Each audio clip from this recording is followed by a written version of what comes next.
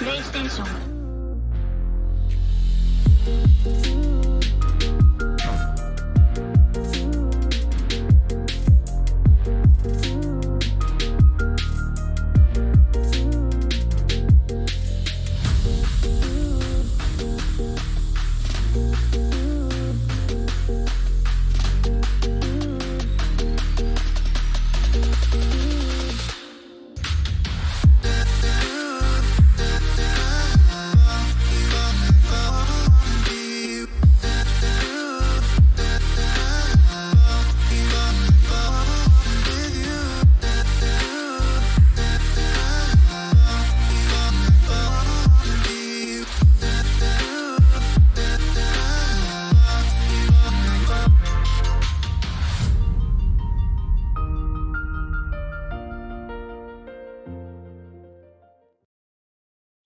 Welcome to the land of long live play, where greatness is always waiting. Welcome to the PlayStation experience.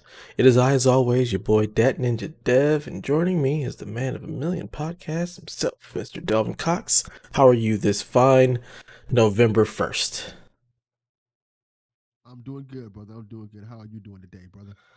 I'm alright, I'm chilling. Got a little bit of extra sleep, and I am ready to talk some PlayStation. I'm ready to play some PlayStation. I'm ready to get my hands on this new box. And I'm excited. It's November. We're almost there. Yeah. Hopefully the world won't go to crap before that happens. But yeah, This is true. We'll find out in 3 days. Yeah. Also joining us from the Great White North, the Platinum Princess herself, Miss Haley Nicole Miller. How are you this fine morning? Sleep? What's that? Also, I got this. So, Should have got a Roku. I'm not getting a Roku. Get over it. It's been a morning. I went to bed at like 10 o'clock yesterday. I was doing a bunch of Halloween events with friends over Discord. So, and then, woke up, couldn't fall back to sleep, made steak and potatoes at 4 a.m. and watched Into the Spiderverse. So That's something. 4 a.m. steak and potatoes. Wow, that's tasty. That's a thing. Spider-Verse, always a good time. Yes, yeah. Cool.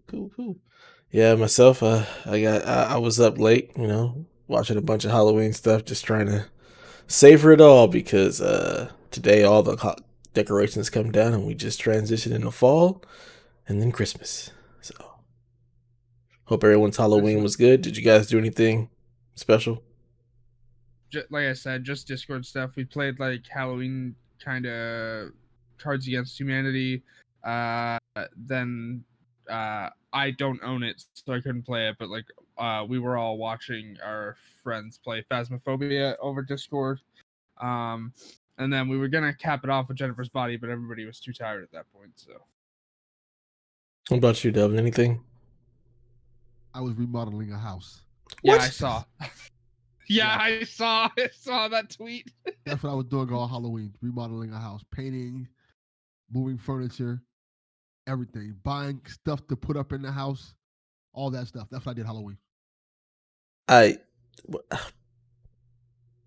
Okay. I always stay busy. If you stay ready, you ain't got to get ready. Wow, that's not what I would have expected. Did your kids do anything? Did you at least make them help you remodel? They went with my grandmother to go get, because it was her house remodeling, so they went with her to go get stuff to remodel with, like certain like stuff that she wanted to get, and they went shopping with her. They had a blast doing that, of course, socially distancing and wearing masks, because please still do that, people. Yes, please wear masks. Yeah, but they went with her and had fun with doing that. Then after we left my grandmother, I forgot what time was that. That was late. I took them to GameStop and went and took them shopping and stuff. Let them get what they wanted to get. All right. Well, still trying to figure out you remodeling the house. That's something. Wow. On Halloween, of course. Yeah. Easy answer. My grandmother wanted it done. That's why I'm remodeling a house. Yeah, makes sense. Whatever grandma wants, grandma gets. Cool. All right, well, let's talk a little bit about what we've been playing. Let's start with you, Delvin. What have you been playing? If you've been playing anything at all other than The Sims in real life. Um, I played a little bit of what is the game called? Watch Dogs Legion. Okay. But I don't think I played enough to really talk about it that much. I played like the intro mission and I picked my character, did one of their side missions and stuff like that. One thing I will say made me laugh what it is. All the characters, the opening characters you can pick to start from, I absolutely did not like except one. And the only reason why I liked him, only reason why I liked him is because he looked like a member of Cameo. Oh my goodness. You know who Cameo is? Cameo is the old funk group from like the 70s and 80s. And the character looks like the lead singer of Cameo. And I immediately said, yes, I am picking this man. Well, they're all different. They're all different for everybody. They're all randomly generated. So okay, that's why. This one, he looked exactly like the lead singer of Cameo. 100%. That's hilarious. I have played quite a lot of Legion, but I'll get to that in a second whenever we get to me. So yeah, and I also played a little bit late at night yesterday. The Dark Anthologies games.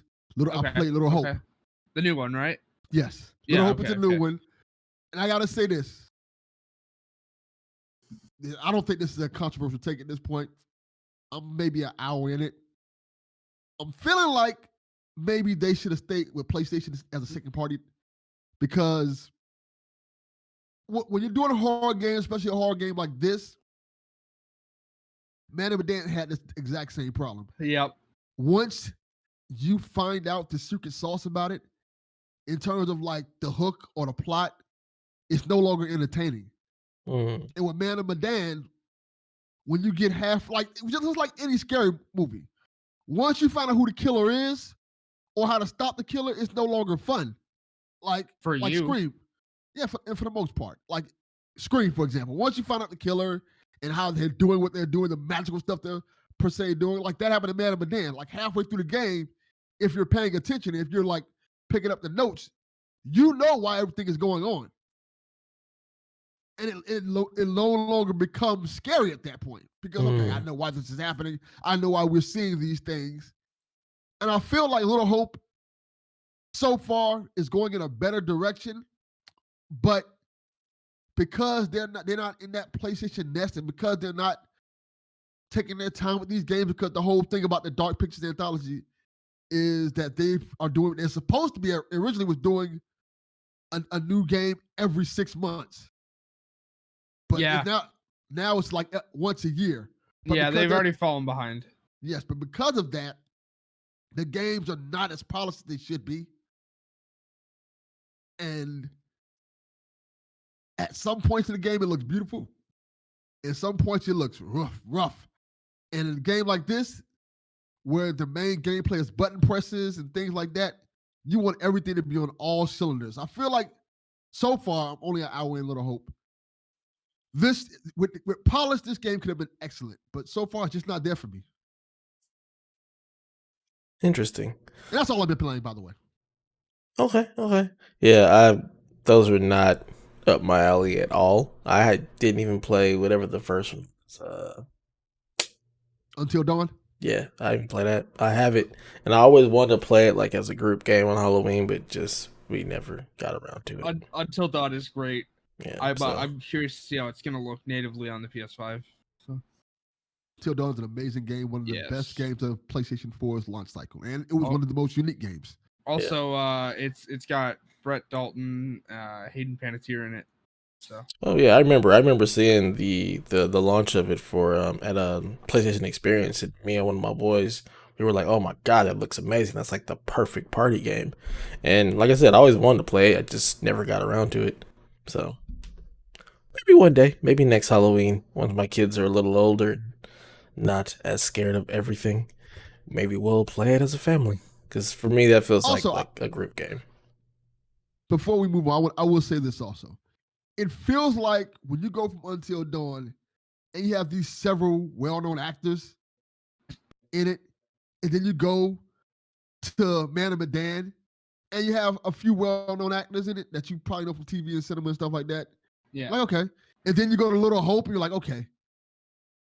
It feels like the quality is going down as well as the acting because they're not of the same caliber. So it's like, okay, now. We went from Hayden Panettiere to, I think it's Sean Ashmore in Man of Medan. Sean Ashmore's great. Yeah, we're just still like still on the same level. Then you get a Little Hope, and you're like, okay, who is this guy? He was in what show that I don't remember? He played like a. It feels almost like an indie movie. Yeah. And the acting is not there yet. Now I don't know how it feels the further I get in the game, but it's like, this is a little rough right now. But I'm waiting. I'm willing to give it a chance. Be patient. Speaking of Sean Ashmore, he most recently showed up in The Boys season 2. That's awesome. Yeah. Very cool. He's a great actor, by the way. Yep. What about you, Haley? What you been playing?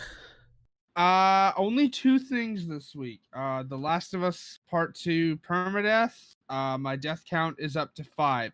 Also, I will literally say, I hate that area that is entirely covered with mines because I was so scared of dying because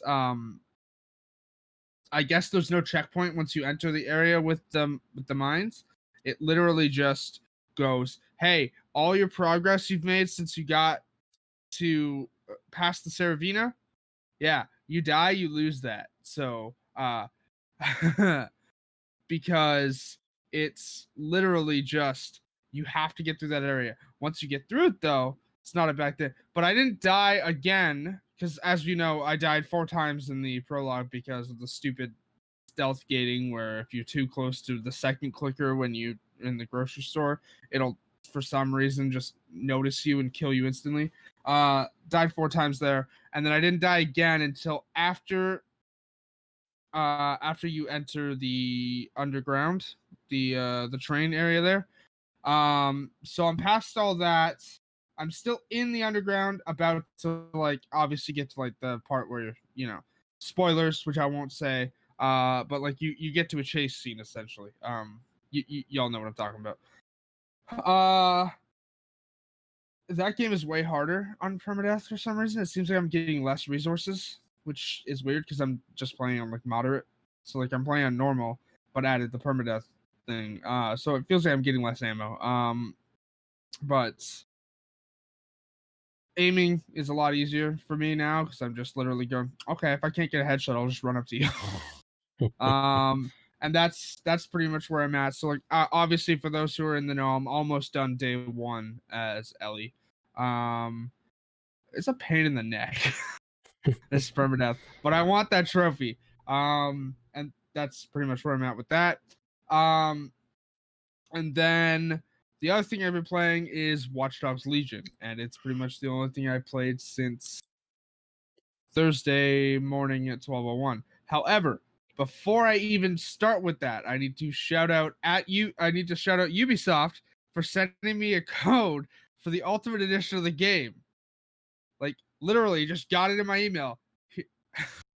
That's what's up. It was great Awesome. actually. Because I was gonna buy the season pass anyways, but like here in Canada, because Canada likes to make things more expensive, the season pass was $53.99. So them sending me the code for the Ultimate Edition saved me like $60 because obviously I already had the Standard Edition pre-ordered. So like it gave me the season pass and all that, plus the Ultimate Edition contents, which gave me like 3 prestige operatives, and I've pretty much been using one of those operatives.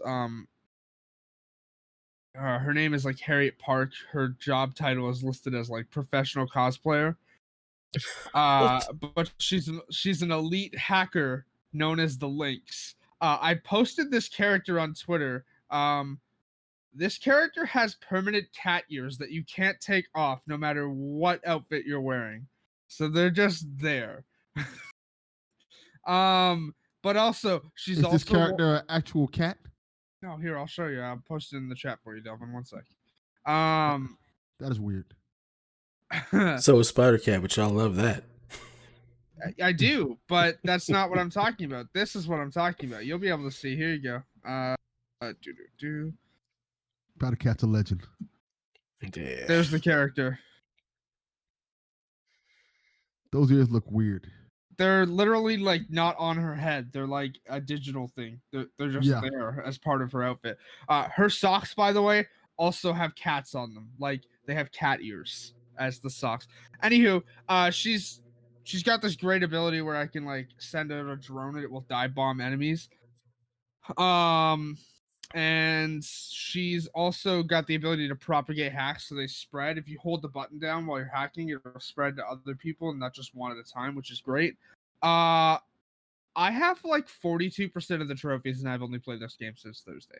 So although I'm putting this out there, Mike Fowler, I hope you're listening because I know you're the only other one in the Discord interested in platinuming this game. Yeah, it's a grind. And I can tell you that right now. I thought there would be like maybe 18 pay stubs. There are 47 of them. That's annoying. And also getting 100,000 ETO to spend on clothes, also annoying. I played this game since Thursday, and I have 30,000. How far are you in the It's a campaign? pain. I played like 2 missions, but the rest of it I've been. Maybe But make more of also, the like, campaign unlocks more money and things of that nature to help speed that process up. Maybe, but also I've been like, there's these things when you go into like areas. Delvin, you did the opening, right? And picked your character. Yes. Have you done the first thing where like you turn a burrow defiant yet? No, I have not done that yet. Okay, so they make you do one of those as part of the tutorial. Like you can't do anything else until you do it. I have all the burrows defiant. And like every time I've gone into one of those red areas where like, hey, this is where like you turn the burrow defiant, I've unlocked every like ETO safe in there, and they're only giving you like 275 cash. Like it's a grind. And as part of the Ultimate Edition, I have VIP status, so I'm getting more cash than I would normally. It's definitely a grind. I mean, I'm having fun with the game regardless. From what I played, the story seems cool. I really wish they hadn't killed the character you play as in the first mission because he seemed real nice. Like he was. Yeah. He I was agree with that sentiment too. He was really cool. What? No, just like that's crazy. So. Yeah, Haley, explain this because I thought he was a cool character. Yeah, so essentially, when you start the game, you're like underneath. You're underneath like Buckingham Palace, pretty much. I'm pretty sure, or it's the Parliament building. It's one of the two. I don't know. I'm not very familiar with London. It's Parliament. If I remember correctly. Yeah. But anywho, you're like a former MI6 agent working for DedSec, which is nice. All right. I mean, that's a great start. But like, you start the game, you go through this mission as him, and then you get to the end of it, and they essentially like send in a bunch of drones, and you don't have control in this section at all. They literally just go, hey, you're here to help DedSec. We don't like DedSec. You're dead now. And this other hacker group literally just goes, here, take a bunch of riot drone bullets to the face. And he just falls over. And then it gives you the opening like, hey, for anybody who's watched the story trailers, essentially you know that London gets bombed. So like there are bombs set in like 3 different locations, and you manage to disarm them at one, but the other locations still go off due to this hacker group. The character you play as is dead, and then, or you're playing as in the intro is dead. Then of course Delvin's already said you picked the character you started. The character I picked was, I guess, a babysitter. Her accent was atrocious. It's awful. Like Cockney accent, or just like it was just badly done. I mean, the accent sounded similar to one I've heard in like Misfits, which is a BBC show, or Doctor Who. But even still, like, it's not that the accent was badly done. It's that this character's accent and the way they talked made it seem like they were just flippant and didn't care. Like, obviously, when you're recruiting people, it's like, hey, how can we help you? Because we want you to join us. How can we help you so you can help us? But this character's wording, when it was like, maybe if we're not too busy, you know? Like, that's all right. That's not going to get people to help you, but regardless, eventually I got other characters, and then obviously the Ultimate Edition came in, so then I got this character, and it's pretty much the only one I've used since, except for when she gets injured. I'm not playing on permadeath in this game because there's no trophy for it. So, although, I know Kevin reviewed this for the Xbox One Yeah. X, but he hasn't experienced any more crashes since they patched it. Well, he I've has the One experienced S, not the One X. So, and okay, but it's not crashing the One S, just the One X. yeah, they fixed that. Ubisoft tweeted out. I'm not getting crashes during gameplay or anything like that. You want to know when I'm getting a crash? When I'm trying to quit to the main menu so I can go eat food, the game crashes to the console dashboard. Oh, that's bad. Like I don't. Why are you quitting to the main menu instead of just put it on standby and just being able to quick resume back into the game? Because I don't like doing that. Interesting. I don't like having two apps running at the same time. Again, autism ADHD. I would never be able to focus on one app if I had two going at the same time. What's the other app going? Well, if I have Netflix or Amazon Prime or whatnot going. I get what you're saying, because she's watching TV while she eats. Yeah. So that makes sense. I get what you're saying. Yes, why I have a Roku. But that's I'm not getting a Roku. Deal with it. But that's the only time I've experienced crashes is when trying to quit to the main menu. Although I will say it's very nice to see, like, when you go to start from loading up the game from boot, seeing the ability to upload to the cloud, like right there, pasted in the game, is great, because this wasn't listed on like the Ubisoft Connect titles that would support it, but I guess it does, so that's nice. So it'd be very great to have this save moved over to the PS5. Yeah, they updated that list, and they said that all the Ubisoft Connect stuff actually starts with Watch Dogs. So even though it wasn't listed initially, they updated that. Yeah. Other than that, like, what I played of the story seems all right. I think it, like Greg and Kind of Funny pretty much said, except Andy. Andy liked it, but Greg and Imran were not huge fans. I like it. Game's fun. I will say the story takes a bit of a hit because there's no like central lead character. But I'm interested. Agree. I'm interested to see where the story goes, but it's already delved into like possibly jumping the shark territory, and I'm literally like maybe 3 or 4 missions in. I want to add to that, because when the beginning mission happens and that main character dies, my first thought was, hey, that other cool character they showed in the intro, she's gonna become the main character, kind of the person in the chair. And I said, okay, that's cool. I would love to play as her, but that's not what it did. It was like, oh, well, that sucks. No, because she's a very cool, compelling character, and they're like, nah, we'd rather give you this old lady with a purse and a shopping bag. yeah. I don't know. Some of the characters' abilities are great. So, like I've already explained, Harriet's, but then I have another character who has a paintball gun and paint bombs. Oh, I saw that character. Essentially, like, so I already got there's a trophy related to that character for like stunning Clan Kelly members 5 times with paintball bullets. Hilarious, honestly, because as soon as you hit them once the paintball, you can just walk up to them and take them down, which is great. But I've also got like a professional hitman who, if he manages to stealth people, he just takes a garrote wire and strangles it behind their neck.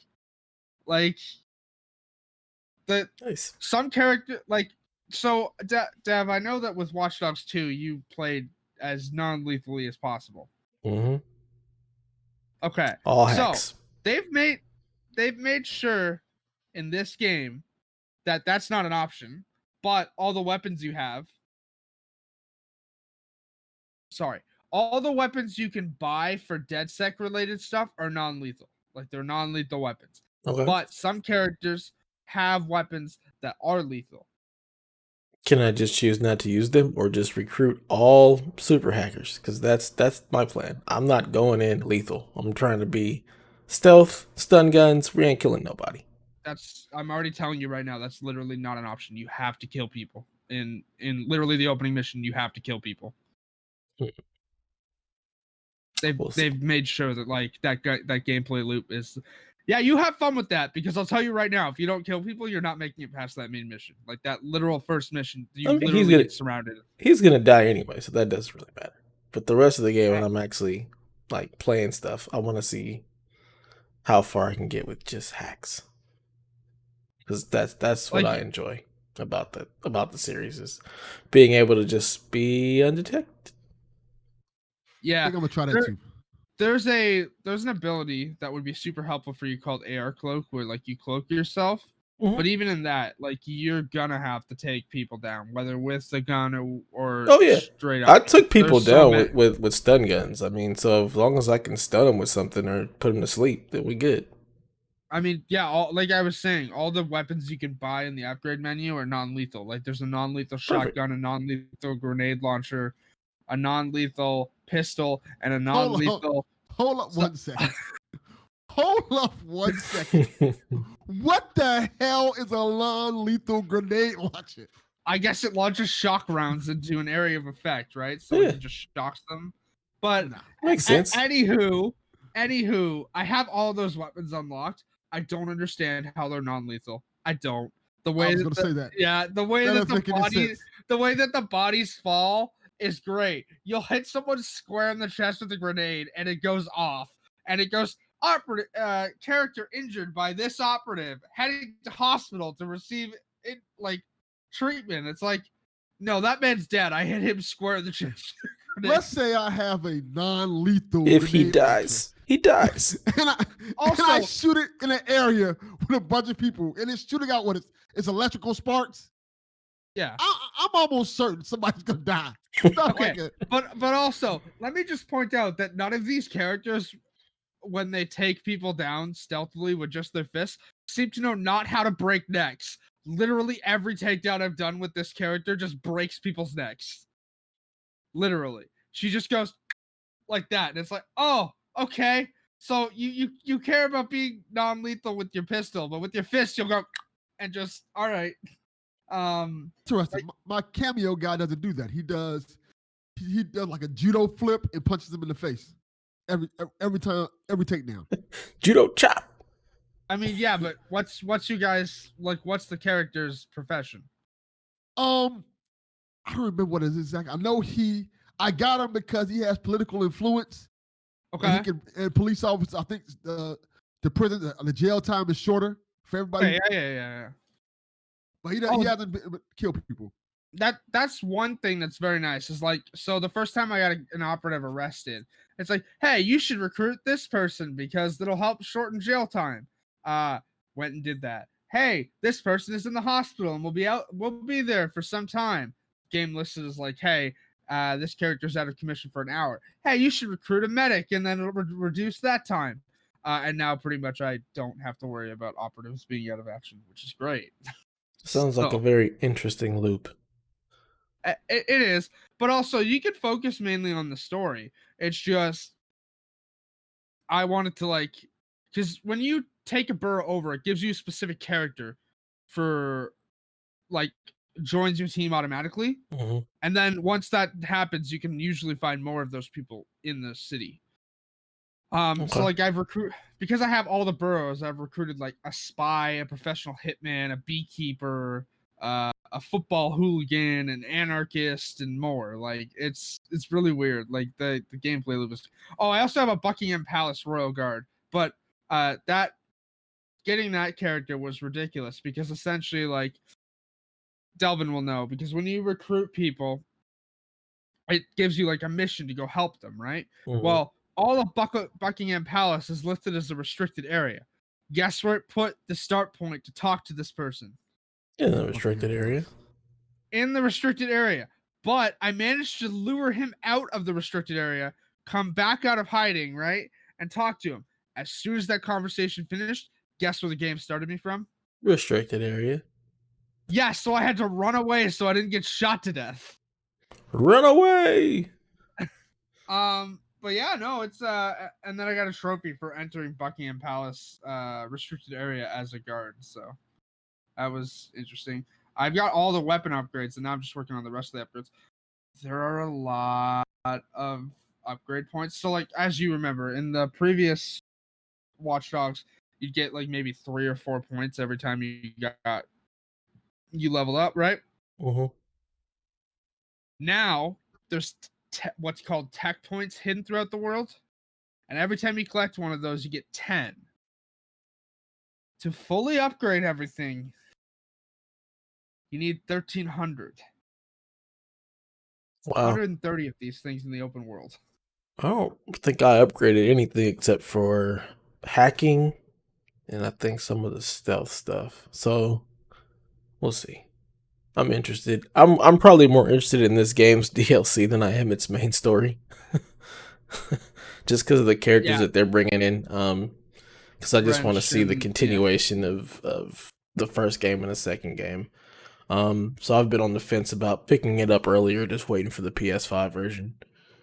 But I do love me some Watch Dogs, so I'm very interested.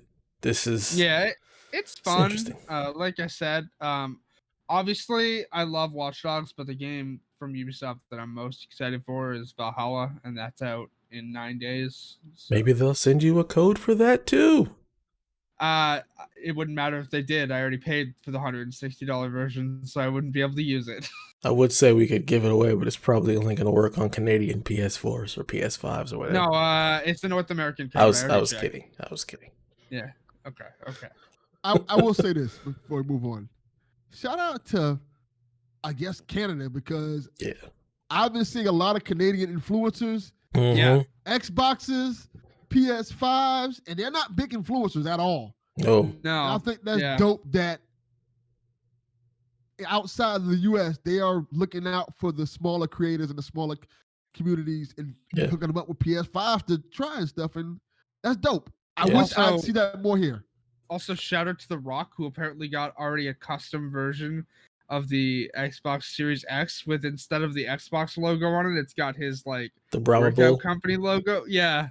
That's The Rock, so that doesn't surprise me at all. I mean, I think it's really cool what Xbox has been doing, just sending units out to so many different people just across the board. I think that they've been doing a really good job with that. Same with PlayStation. I was surprised at how many different people actually got PS5s and the fact that they went out, so much earlier than PS4. So kudos to both of the companies for doing that. And big kudos to Ubisoft for sending you a code. I think that's awesome.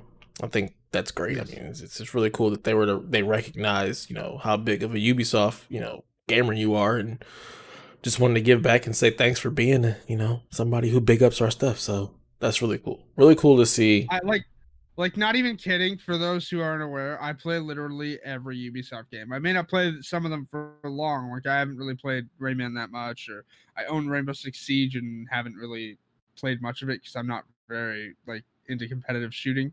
But I bought it because it was on sale for like $12, and I bought it, played a couple of rounds, and was like, all right, well, this game isn't really for me, but I still played it.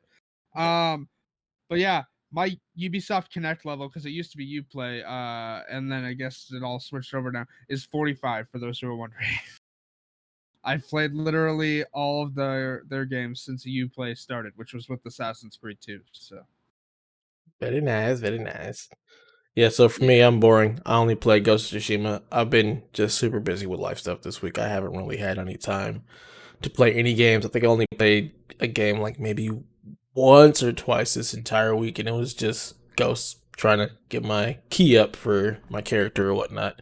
I streamed it for about an hour, talked to a couple of my homeboys while I was playing or whatnot. But that's literally all I've been doing. I've just been super busy with things not pertaining to gaming, but I'm definitely looking forward to next Saturday, Extra Life. Gonna get the game for 12 hours for the kids, try to raise some more money. Goes to a great cause, and just happy to be a part of that. And I'll probably be playing some Destiny, maybe a little bit. Maybe I'll pick up Watch Dogs and start my journey with it there. But we'll see. But yeah, very boring for me this week. Just busy. Before we move on, gotta say shout out to Dev, because Dev hooked me up. He knew a guy who knew a guy who knew a guy who knew a guy who knew a guy that got me a PS5. And now I may or may not owe the mob money for a PS5. And the guy, one of Dev's friends said, "Hey, if I don't get my money, I'm withholding Dev's PS5. So now I'm indebted to buying this PS5 from this guy, which I'm eternally grateful for. And I'm not, matter of fact, I'm in the process of paying for it right now so Dev can get his on launch day. Yes. We ain't trying to have no problems. But thank you, brother. No problem. I'm just glad. I'm glad because I actually hit him up like, all right, so how do we want to do this? Because he got a couple of pre-orders, and he did it mainly because he knew people weren't going to be able to get them, so he wasn't flipping them for extra money. He was just trying to secure them for people. So he had hit me up because he had saw me talking about it on Twitter about how pissed off I was the whole process. He was like, "Look, I got one if you need one." I was like, "How in the heck?" And my boy Casey, he's a huge gamer, so shout out to him. Like he plays everything, and like he's one of those people who also does not sleep. So he was up and just kept refreshing, trying to get one. So he got pre-orders, I think, at GameStop, Best Buy, and Target. So he gave me the Best Buy one, and I hit him up the other day, like, so how do we want to go ahead and make this happen, like the process? I'll come down, I'll pick it up, all that good stuff. He was like, hey, I got another one if you know anybody else who needs one. I was like, oh, let me hit up Delvin. Because I knew that Nate was going to give you his, but I figured if Nate could keep his and actually play Spider-Man Miles Morales since he is the Spider Jedi, I thought it'd be cool to be able to get you one and possibly get it to you on launch day because we can change the shipping address on that and then Nate can keep his and everything worked out. So I'm just glad that you are no longer the butt of the joke of not being able to get a PlayStation, and now you are the king of PlayStation. I'll believe it when I see it. Delvin better have that PS5 in the shot when we record after it releases. Well, that won't happen because I don't want to bring that heavy old thing downstairs. Right. Like fall down a flight of stairs carrying that bad boy. But what I want to do is okay, better yet, just have the box in frame. There you go. Okay, just have the box. What I want to do is, depending on when I get both of them, I'm gonna have right now. I'm gonna have a PS5, and Xbox Series S. As long as they don't cancel my Xbox order, I should be able to come on this show when that happens and do a little compare and contrast because I have a 4K HDR TV that can do everything that both systems can do. So I could be able to come on the show and tell you about both systems, the pros and cons of both of them, how they look on the TV and everything. Yeah. So that's gonna be cool. Hey, Delvin. What up? What's HDR, buddy? I don't know, but everything looks beautiful. It makes the darks look dark and the brights look bright. That's all I can tell you. Well, that's an apt description, but it stands for high dynamic range. Oh, that's what it is? Well, I couldn't tell you what that meant, but I know what it does because when I played The Last of Us, because the thing, which is wonky, you can't use HDR on the PS4 Pro. Yes, you can. If let me finish. If you have the PSVR hooked up. Yeah, it doesn't have pass-through, yeah. Yes. So that makes it a bitch to use HDR. You literally have to unplug everything from your PS4 Pro and hook it up just by itself, which is annoying. That's the older PSVR, right? Because I feel like the newer PSVR fixed that. The new one, I believe, does have. Yeah, it has that HDR pass-through. So I need to get a newer PSVR. But yeah, that was so I unhooked it to play The Last of Us 2, and it looked amazing. Yeah. I'm curious to see how stuff's gonna look on that nano cell I'm gonna get at the end of the month. So Game Tech doing the Lord's justice here. We're doing the work. We're getting everybody nano cells. Josh just bought one the other day. Yeah, I saw it. It says like arriving by Wednesday too. So I'm not buying no nano cell. I don't even know what that is. It's a TV, but it's a really nice TV for gaming. Dolby Vision, yeah. And also native 120 refresh rate. Yeah. Shout out to the advertising for the gaming section of that TV like marketing using the Surge, by the way. It's literally using the Surge as its gaming marketing. The Surge is one of the best looking HDR games out there too. People don't realize that, but it's one of the few games that actually ran at a native 60 frames and also had a really good HDR implementation. It just unlike Red Dead 2, where people complained because Rockstar put in fake HDR. Well, it's because that game is so intensive. It was really hard to make that game on consoles. I'm not complaining about that. What were you gonna say, Delvin? To buy a TV, I said, when I go in the store to buy a TV, I just take like a Game Informer with me or something like that. Because it was one Game Informer that had like what you need for 4K and everything that you need. I'm like, hi, let's go to BrandsMart. Let's find a TV that has all this stuff. And generally speaking, because I'm cheap, I find the cheapest TV that does all these things. And it's usually LG, and it usually looks really good. Hey, Delvin, we have a show for that. It's called Game Tech. Well, the last time I bought my TV, there was no Game Tech. Look here, sir. I don't even think there was State of Your Podcast at that time. The LG NanoCell is the TV for you. Yeah, that's literally, it's an LG. It's called And the it's NanoCell. not super And expensive. how much is it? Right now, $550. It's $550 stateside right now for the 49-inch. There's a 55-inch is a little bit more expensive. Hey, I have a 72-inch. Hey, Yeah, y'all, I understand. I don't deal with 55 inches no more. I laugh at those. y'all I wanna scoff hit me at your up with 55 inches. Y'all want to hit me up with that 550 deal? Don't, because shipping will be crazy. But also, it's for the 55-inch here. It's $1,099 right now. But I'm hoping that it'll go on sale for Black Friday. So Doctor. $10.99? what? $10.99 for the 49-inch? No, the 55. Okay, the 55. Okay. Yeah, the TV I have right now is 58, so I don't want to shrink like 9 inches. So Donnie did. He didn't recognize the difference only because he sits right in front of his TV like it's a monitor. Okay, well, I don't sit right in front of my TV. I sit pretty close to it, but I would still notice the difference. Yeah, at Best Buy it's $10.99. At London Drugs, which I don't even know what that is, it's $11.99. At the Brick, it's $10.99. At Visions, it's $10.98. Did you say London Drugs? Yes. That sounds like some Is that a watchdog dope stuff. dealer? I mean, you go to BrandsMart. What is that? At Leon's, it's $10.99. At Amazon.ca, it's $10.99. It's $10.99 everywhere but the Source and London Drugs. London Drugs sounds like a dope dealer from the It hood. definitely does. It's like, yo, I got these London Dope Drugs. man, and you dope also buy man. TV here. And BrandsMart is fantastic. Sure. Sounds like the swap meet. It almost looks like the swap meet in terms of the inside of it. All right. We've rambled on long enough with shenanigans. Let's get into some questions. All right, so our first question comes from @Pitboy. She said, do you all feel that the delaying of Cyberpunk is beneficial for those in the reviewing community, seeing as it will be less hectic and won't detract from the PS5 coverage?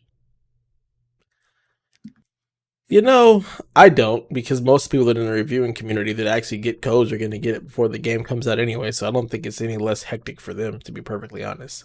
I think for those of us who are actually paying for it, that are going to review it, it's nice because now it falls out of the cycle of trying to play everything else that comes out in November, and you've got practically an empty December to play that game. So I think for them, it definitely helps. Depending on, the actual journalists and what else they're tackling in December for review, it may not really matter. It may be just as busy for them. I also expect this game to get delayed again, so I don't think it's coming out this year. That would be something. Honestly, I expect like the day after the PS5 launches, I'm expecting hey, we have some news about Cyberpunk to share with you. That would I really suck. don't think this I really don't think this game is coming out this year, but at this point there's so much pressure on CD Projekt Red, because I don't know if you saw, but Path of Exile just pushed their update to January to move out of Cyberpunk's way, and so did one other game that I don't remember the name of, but I know that it's like a big online game. Yeah, pushed their one of my update out of the homeboys way. told me about that.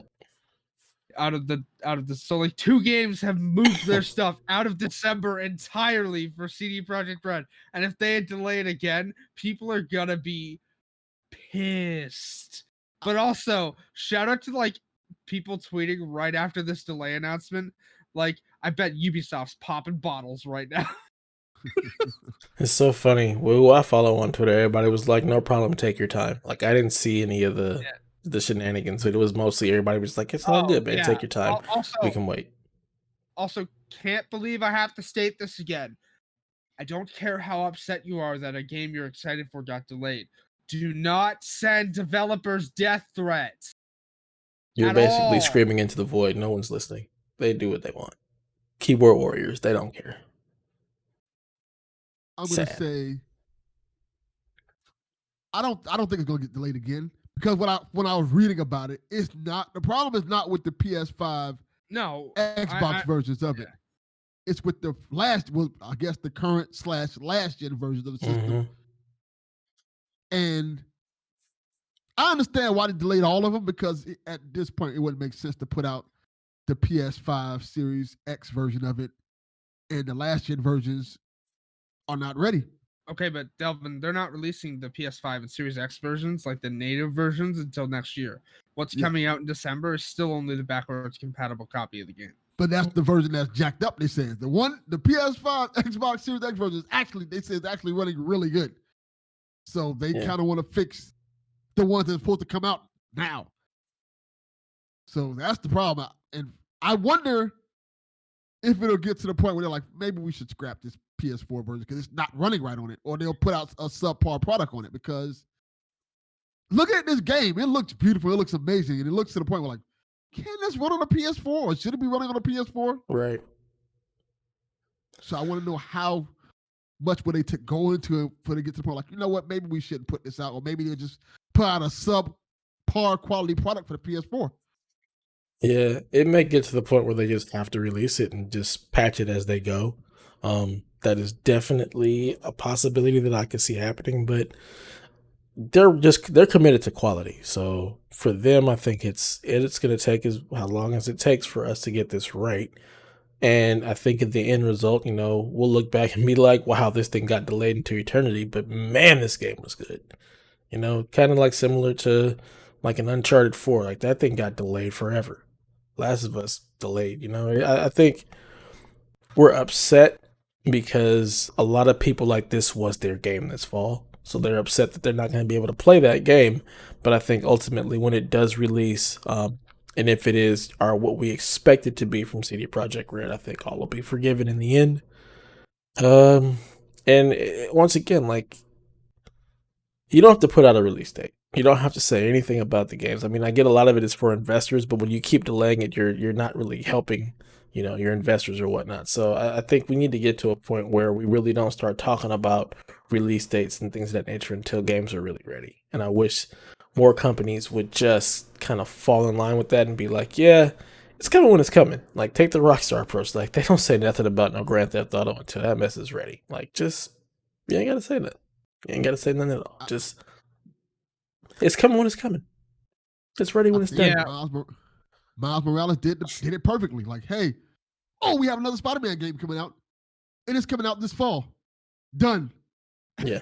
They know it was done. They're like, hey, here it is. It's coming. They don't know about delaying or nothing like that. That's perfect. But again, as you've mentioned, most companies in the gaming industry are publicly traded, and shareholder calls are public. So, when they release dates to their investors, they have to release the dates to the public. As noted, by the way, and this was shitty all around, don't inform your developers of a delay the same time you inform the public. But I guess due to Polish law and the way that the Warsaw Stock Exchange works, they were not able to inform their developers of the delay until they informed the public, which is terrible all around. Don't be doing that. But, I don't think we'll ever reach a point where developers don't give release dates until they're ready. They'll have to for shareholders. Like, I guarantee you, I'm gonna say around February or March we'll get the release dates for like Gotham Knights and the Harry Potter game coming out next year. And if they get delayed, they get delayed. But it's more or less like shareholders don't care about whether the public gets upset or not. They want to know when they're going to get that return on investment. So, F them all. I don't care. Screw them. Plus, COVID this year didn't help anything at all. COVID, no, it didn't. It definitely really didn't, screwed a lot of stuff over. But it is what it is. And we probably won't really see the impact of it until next year. That's also true. So, all right. Next question comes from cousin Cecil, aka Mike Fowler, friend of the podcast, harasser of Delvin. He says, "What is a game that would make you play a style you don't actually play? For example, Delvin doesn't play multiplayer. What type of multiplayer game would get you to play it?" I haven't answered this question before, but there has been games to make me play multiplayer. I'll give you a perfect example: Friday the 13th. I love Friday the 13th franchise, and I played a lot of that game when it first came out because I liked the elements of, hey, you're a survivor, you're running around the campgrounds trying to get away from Jason, you got to try to escape. And hey, you could be Jason, you got to hunt down these dumb survivors and kill them all in brutal fashion. Like, when you have a hook like that, even the Predator thing, I like that a lot too. When you have a hook like that that just kind of hits me even the nostalgia or in a way that's meaningful. Like, for example, I would play the heck out of a Transformers multiplayer, big Call of Duty type game. Like, I would love that where you can pick Optimus Prime and it's Autobots versus Decepticons every round and stuff like that. I would play the mess out of something like that, but it has to be something that's going to really drag me into play. It hasn't been many multiplayer games, maybe 5 at most. I want to say Friday the 13th, the Predator had me play a little bit of it, and Star Wars Battlefront I played a good amount of too. But otherwise than that, it has to be a franchise or something that's just too compelling for me to not play it. Nice. I'm trying to think of genres that I really hate. I think the only style of game that I really don't like is RTS games. Like, I'll play an RPG, I'll play multiplayer, I'll play pretty much everything. RTS and platformers are like the games that just really, I'm just like, I don't know. But I'll play a platform. So- like, I'll play a Ratchet and Clank. That's fine. But an RTS game, oh man. So what kind of RTS game they can make that would make you want to play it? I know. I was trying to think of, like, if there's a franchise that would really be like, oh man, I love this franchise that much that I'll play this RTS game. I don't know that there is one that I would G.I. just Joe? have to play it. Even with G.I. Joe, like, I just hate RTS so much, I probably wouldn't do it. G.I. Joe, based off the 80s cartoon, looking exactly like the 80s cartoon. Would you play that? I don't think so, because again, I dislike RTS. I love G.I. Joe, and I can always pop in the disc and watch the movie if I really want to. And for me, G.I. Joe is not an RTS game. Like, that just, no. That's a tough one. Just noticed my camera was diagonal the entire time. Your camera's always dying, so we're used to it by now. No, diagonal. It was. So like again, your camera's always a little wonky, so we're just used to it. It doesn't even faze me anymore. I'm just like, that's Haley's camera. Yeah. I'm trying to think of something that I don't really have any games that I wouldn't play. Like, RTS is there, but I also wasn't really a fan of walking simulators. And then, ooh, yeah. But then they made the Walking Dead games, which technically class as like an adventure game, but no, really they're a walking simulator where you grab a couple items here and there. Those got me to play it, and then they did the Batman game and Borderlands. I've never played The Wolf Among Us. I own it. I've never played it. That's like the one walking sim that I really liked was The Wolf Among Us, and I'm like, wish they'd make part 2. And I still need to play Firewatch, so I'll play a walking sim. Oh, Firewatch was great. That's what I hear. I have it. I bought it. I just never played it. Sad about no platinum trophy though. Man, I really got to think of an RTS game that would really pull me in. I just can't think of any franchise that would make me do it. But also, don't bait and switch your audience. I'm looking at you, Double Fine. I hate you. I hate you. How dare you do that with Brutal Legend? Don't bait and switch your audience. Never played Brutal Legend. I just looked at the 30,000 copies of that game I had on my shelf when I worked at Best Buy and could not get rid of when I worked in gaming. We had so many copies of that game. That game essentially starts as like your standard action adventure like, hey, this is what's happening, and then like 5 hours in switches to an RTS, and it's like, Nope. I never got to that part. So I never experienced it. Something took my attention away from that game, but what I played of it, I liked. I like I said, I never got to the real time strategy part of it. I probably would have liked that too. I don't dislike those type of games as long as there's a compelling element to the game that will make me like it. Like I like cyberpunk type games. I like zombie apocalypse type. I like post apocalyptic games in general. So Okay, if you but can give me a compelling story, I will always play it. that's fair.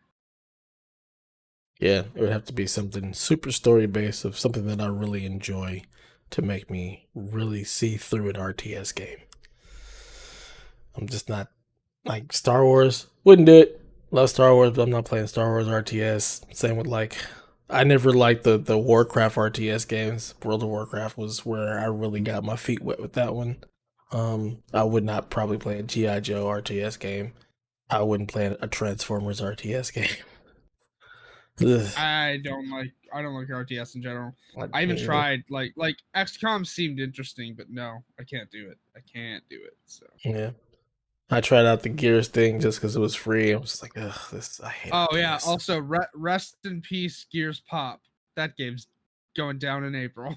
I didn't even know that came out. It did, and also it's going down in April. Turn wanted off to the try that too. servers. That tells you how well that game did. Yeah, I legit didn't know it came out. Yeah. All right. Our next question comes from Kyle the Pug, friend of PSVG. He says, will PS4 consoles still add free PSN games with the PS5 on the horizon? The answer is yes.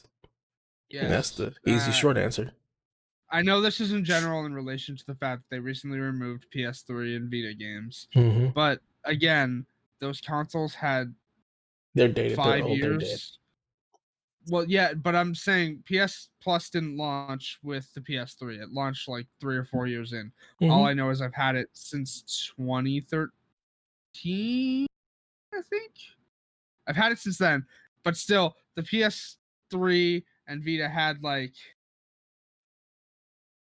5-ish years of free games added. They had a good amount of time. Through that. They didn't immediately get cut off once the PS4 launched. Yeah, I mean, even with the PS4 launch now, like there's PS4 games coming to PSN this month. There'll be some next month, and they even said they're going to be supporting the PS4 for quite some time. So, I imagine we'll still get PS4 games for quite some time, especially with backwards compatibility. It's another way to get PS4 games and still be able to play them on your PS5. So, I don't see the PS4 being not supported with PS Plus for at least 3 years, probably more.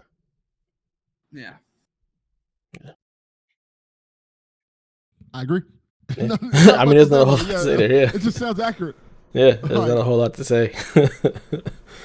All right, our final question comes from the Almighty Ray. He says, "Are we close to reaching the end of physical copies of games, or are we pretty much there now?" That's an interesting one. As much as I would like to say yes, no, because again, most of the US does not have a sufficient internet structure to support that. That's my number one thing. We do not have the network infrastructure to allow us to go to a completely digital world. Like we don't. It's just not there yet. We're close, but I still think we will see physical launches throughout this entire generation. Also, people really enjoy like their limited run physical games. They enjoy getting that collector's edition type stuff. So I don't see physical games going away for a while. People really value physical media.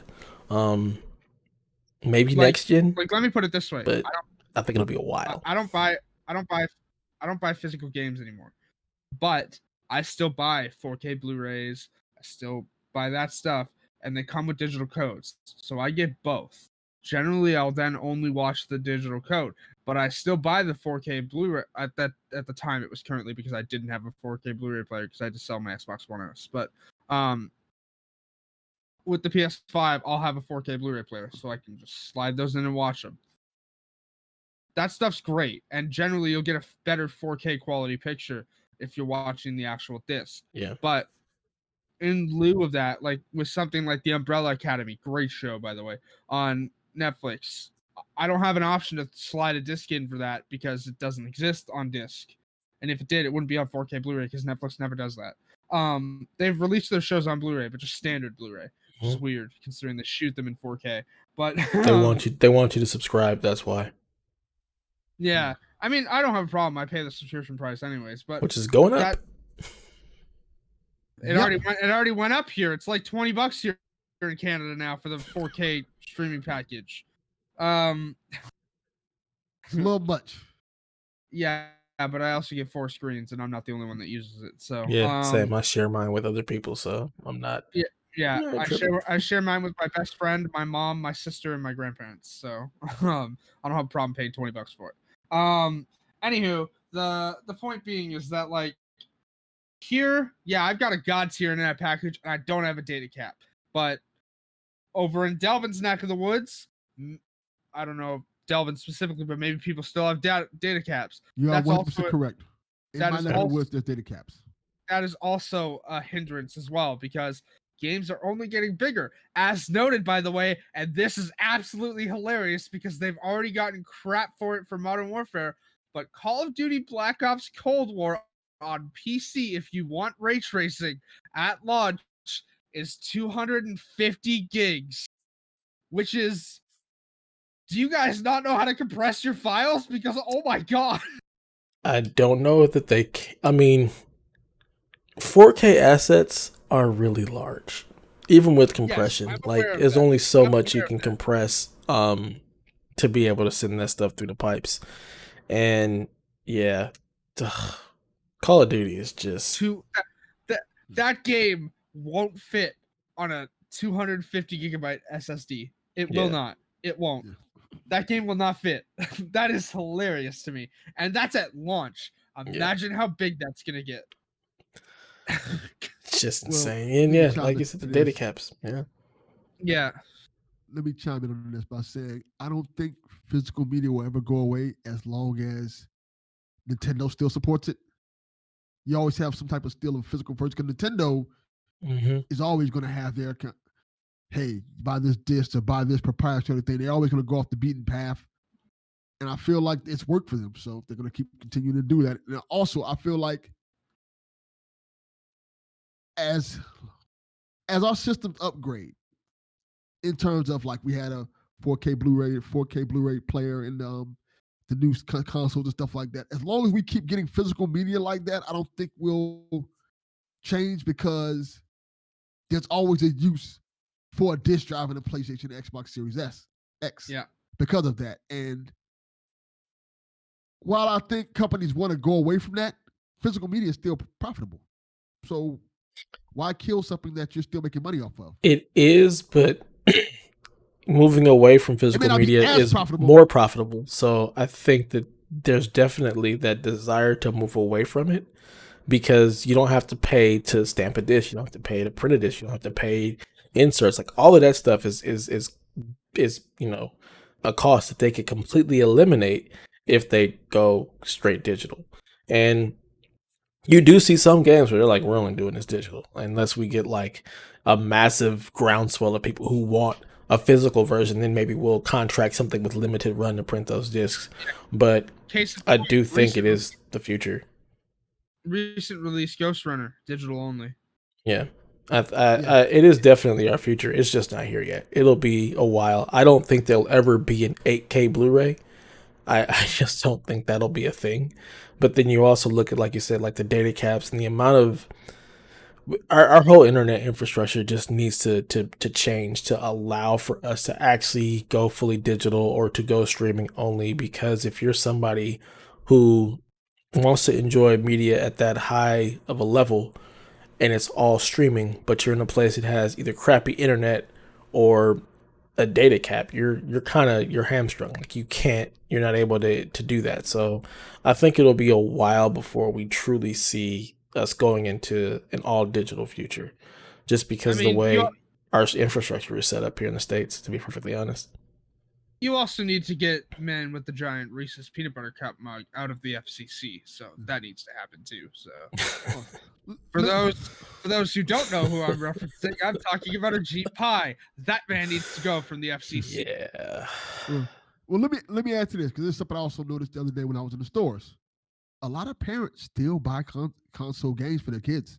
A lot of Yeah. parents go to the Targets and Walmarts, and I think that still means a lot. That's a whole business right there. When you go to a Target or Walmart, they are big displays for gaming. Not only just like the systems itself, but the games as well as like merchandise for gaming and stuff like that. Like every time you go to the Nintendo section, you'll see a bunch of Pokemon plushies and controllers and stuff like that. Yep. And I think as long as you have parents going out there buying that stuff like that, it's a lot easier for a parent to go like for Christmas to, hey, let me go to the store and get the next Pokemon game for my kids, as opposed to being like, hey, let me just give them my credit card so they can buy it and download it on their system. Like, parents ain't doing that, like for the most part. Like, see, I would counter that and say that that's not necessarily true, because if you make it the only option, they'll find a way. And the reason why you still see a lot of it in the stores is because somebody has to sell the box. Yes. Yeah. But then again, I will say this. Then again, that's we are young parents. That contrary to popular belief, me and you, Dev, are young parents. Okay, well, I'm talking more about the older parents. Contrary to popular belief, I'm not a parent at all, so I don't have to worry about that. But regardless, no, that stuff is also persistent, because for those grandparents, they're not into all of that. So they don't know that you can just buy a gift card and go, here, little Timmy, go buy your stuff on your digital store. Grandparents sometimes only think you can get it in the disc version, right? So yes, like my grandma's a perfect example of that. My grandma asked my son what he wants for Christmas or his birthday. His birthday's coming up soon, but what he wanted for his birthday, he starts naming all this random Persona 5 stuff and all these controllers. My grandma like, I don't know what you're talking about. Here's some money. Get away from me. Yeah, that's how it is. Yeah. Yeah, we'll see. Like I said, I think it'll be a ways off before we really get there. It'll happen eventually, but I think we're still a good ways off, at least a generation, maybe two. We probably won't see a true digital future until we have just streaming consoles, to be perfectly honest. And that, I feel like, is a ways off. Unless Luna blows up and it's like, this is the way of the future and that's it, we're going to see physical media for a while. All right. Also, shout out to Ray for the great question. Yeah, that's a great one. Got a good conversation flowing. Good stuff. Keep them coming. Keep them coming. I love getting the questions in because it's just great discussion points. So I've noticed stuff. Mr. Lucas himself hasn't sent a question in a couple weeks. Where you at, buddy? That man's busy. That's how you get him to come back. Shame. No. The pastor into coming in. I know he's busy. He's doing great things over there in Brazil. He's got stuff to do. I'm just calling him out. He's only praising the Lord, I know, Lord right? and Savior. And we know we need him right now in this time. Oof, boy. Yeah. All right, moving right along. Let's get into some actual news. What do you have for us, Haley? There's a reason I mentioned that I watched Spider-Verse at the top of the show. Insomniac, I think it was Friday? Yes. Sure. It was, I think. Yes, it was Friday because I was not at physical work. I was at home work. Yes, Friday. Okay. Well, on Friday, Insomniac out of the blue went, "Hey guys, here's that second pre-order suit for Miles Morales. Let me just put an addendum there. They have already confirmed, and I knew this to be the case from like the Spider-Man 2018 pre-orders as well. These suits are still accessible in the game. They're just unlocked early if you pre-order. The second pre-order suit is Miles Spider-Verse suit, but it's got a special suit mod with it that gives him the frame rate from Miles in Into the Spiderverse. So instead of, if you're playing the game at 60 FPS, Miles will be moving at 12 frames per second. Not gonna lie. When I saw that suit, I completely forgot about Spider-Cat. Like, held this cat. I am 100% playing as this Miles. Okay. It looks so awesome.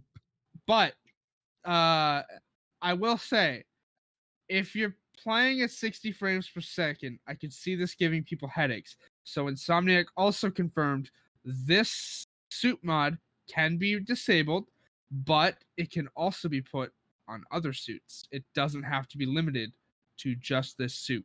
You I don't can want to play put with it. other suits. I'm done. aware you don't want to play as the other suits. Let me finish the story, Delvin. They can throw the rest of them suits in the trash. I am Mhm. done. Garbage. They've confirmed this suit mod can be disabled. It can also be put on other suits if you want as well. It's just really cool. Looks great. Also, before Delvin gets to his story, I have to add an addendum to his story from last week. PlayStation 5 is dead. They received a cease and desist letter. So That's not even his story anymore. Ha! no, it was his It was story last from week. last week. That's why I said I have to add an addendum to Delvin's story from last week. Yeah. Grand opening, grand closing. Yeah. Now I want to listen to that song. Fantastic song. What a It genius is good. guess. It is good. I love this have no suit idea thing. what y'all are I'm talking about. Yeah. I'm sold. I'm all in. I will. Man, unless they have a suit where, well, I'll probably actually put that mod on like the hoodie and everything. The suit that has the hoodie, and yeah, I'm still mad that there are no Jordans in the game. They're going Adidas, which makes me sad, but it is what it is. But I love the mod. I love the way it looks. It looks like you're playing Spider-Verse. Like, it just, the way he moves, the way, like, his style of swinging with that suit, it's awesome. The way he basically just kind of swings backwards and he'll kind of just kind of like lay out, and it's so stylized, and I absolutely love it and cannot wait to play this game. Yes, I am going to be playing this in this suit, playing Hello Danger all throughout the game. Hello, That is Danger. going to be me. I can't so wait awesome. to see this, like, the actual soundtrack in game. Like, Hey, you know what? I'm super just hyped thinking- for it. I'm just thinking because we get Miles, like his game this year, right? And they've already said Into the Spiderverse 2 is 2022. Mhm. So just we're getting great Miles content all Oh, yeah. around. Yeah. Here. So I'm super hyped. I'm super excited. It's freaking awesome. now, real talk, I'm kind of wondering if Insomniac's just gonna go like off the cuff and start doing all the other Spider characters too. Because if we get a Spider-Gwen game, hell Hey, yeah. I'm all about that. I'm good with Spider. I think Give it's me gonna happen. Silk. Give me them all. Yeah, Okay. give me Spider-Gwen, please. I want that suit. That suit is so cool. It is dope. It is dope. And her as a Also- character, like her fighting style, would just be Yeah. fun as hell to watch and play. Also, I feel for her toes because wearing ballet shoes to fight in, oh my god. Yeah, that doesn't sound like it would be comfortable at all, but she makes it happen. Yeah. So, yeah, I would love for them to go all in on that. That would be awesome. That would be a lot of fun. I would love to see that realized. Yeah. Oh, I'll tell you guys something interesting. I never knew that the Peter B. Parker suit came to Spider-Man Yeah, it was PS4. I think it was the first one you unlocked for the first DLC. Not entirely sure. I know it was an unlock for one of them, but I also know it wasn't locked behind 100%. So Yeah, because I didn't when even know it was in the game platinumed either. that game, when I platinumed the game, it wasn't there. And then I heard like, oh, the Peter B. Parker suit is gonna, and I bring that up because when you buy the Ultimate Edition, you get Spider-Man PS4 as well, like the remastered version. Yeah. That suit is in that game from the start, and you could put those effects on that suit. no, you cannot. Because I read that those effects are on that suit now. They're gonna patch it. okay, I was gonna say because in the base 2018, the Yeah. effect not, but also it wouldn't really change anything because Peter B. Parker moves at the same speed as all the other characters because he's in. The reason Miles' frame rate is so different in Into the Spider-Verse is because he's inexperienced. By the end of the movie, he's moving at the same frame rate as everybody else.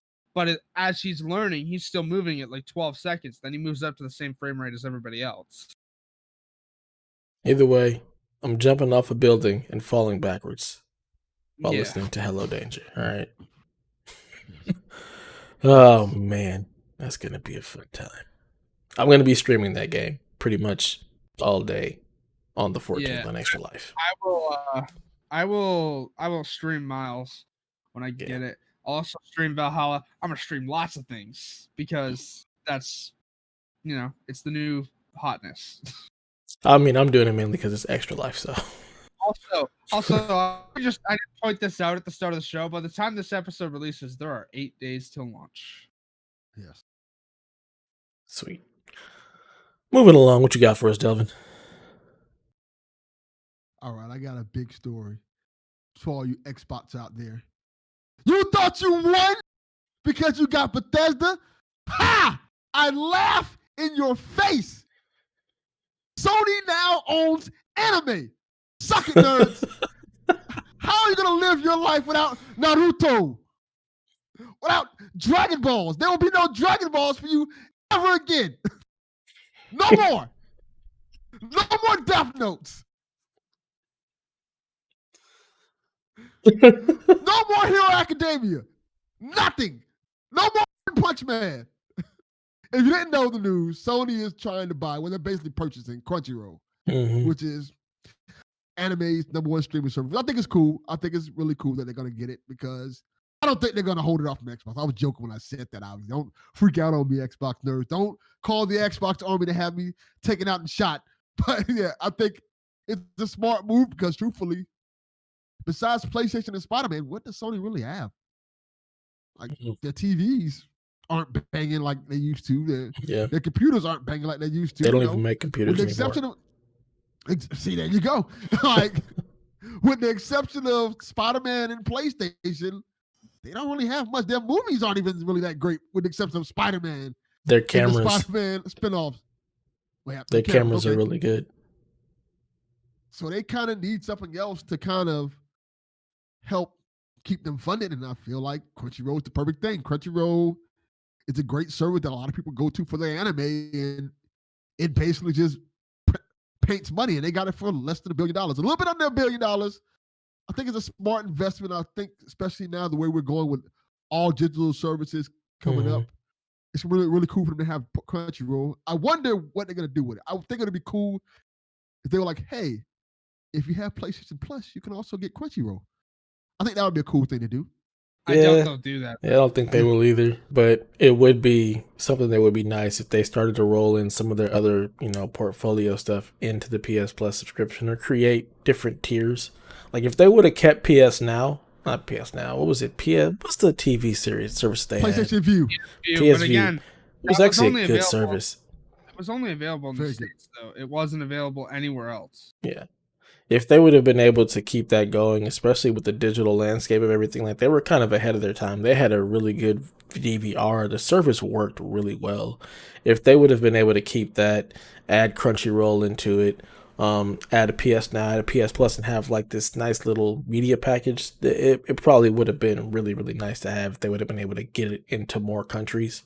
But it'll be interesting to see what they do with this. If they do roll it into something as just, an additional thing that you can buy as part of a service or whatnot, that would be really cool.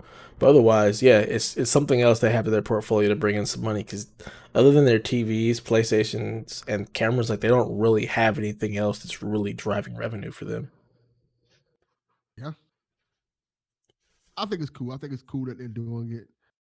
I don't freak out, Xbox people. I think Crunchyroll's still going to be everywhere. Yeah, it's just going to be owned by Sony now. This is not something that you would cut off from people. This is the exact opposite. You want as many people as you can to have access to this service, so you can get more people on the Crunchyroll. It's not like a game system or something like that. You want people to have access to this, and Crunchyroll is a great service, especially if you like anime and stuff like that. Yeah. And it's not that expensive.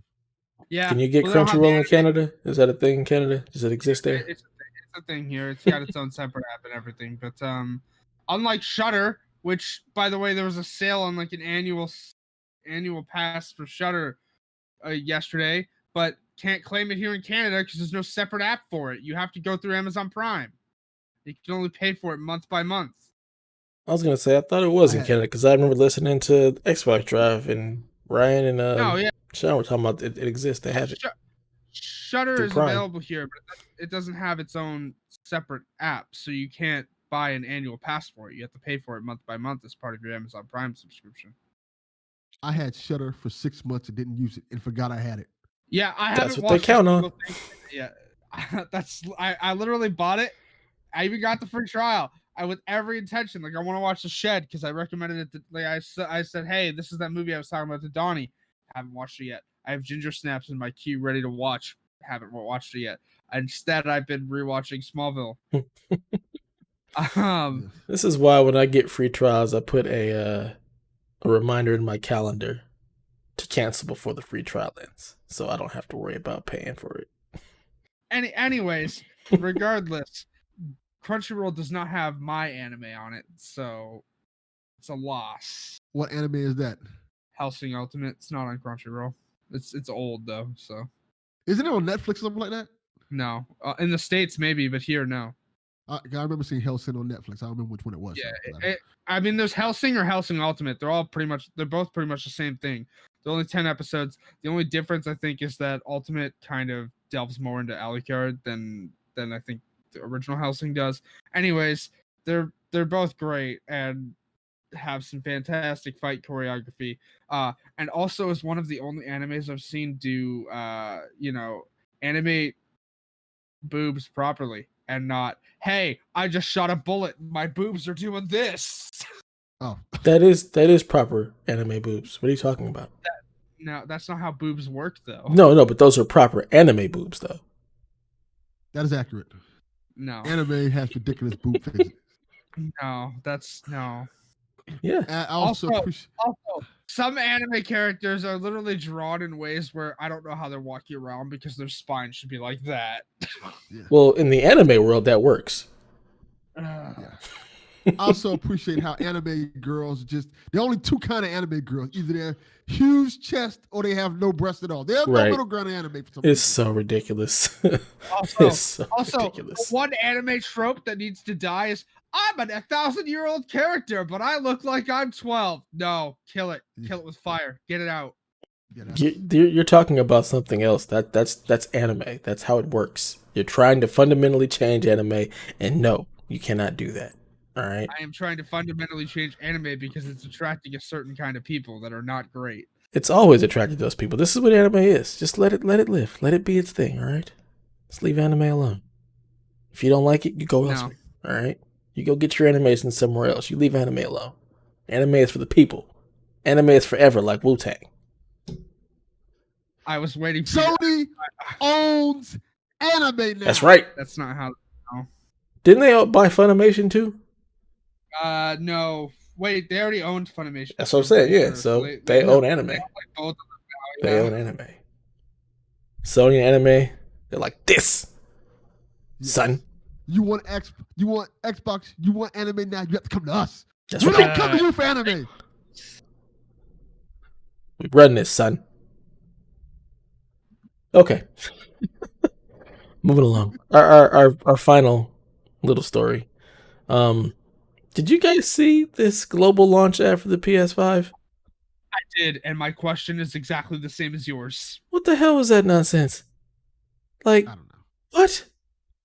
Not a game to be seen. It was like some adventure, hiking. What? Yeah, and also, like, some of the areas had, here's the cross button, here's the square, here's the circle. But, okay, cool. You're advertising a gaming console and you used no games at all. Yeah, I didn't understand what the heck this was supposed to be. It didn't excite me to play games at all. It was just me sitting there looking like, what are we doing here? What story are we trying to tell? Like, yeah, I don't get it. The play has no limits thing. This weird trailer video, like, it just misses the mark to me in so many ways. Like, there's nothing about it that excites me for PlayStation or gets me excited for games in any way. I don't know what else to say about it other than what the hell. When I see stuff like this now, I just say Travis Scott. Isn't he in charge of marketing and stuff like that now?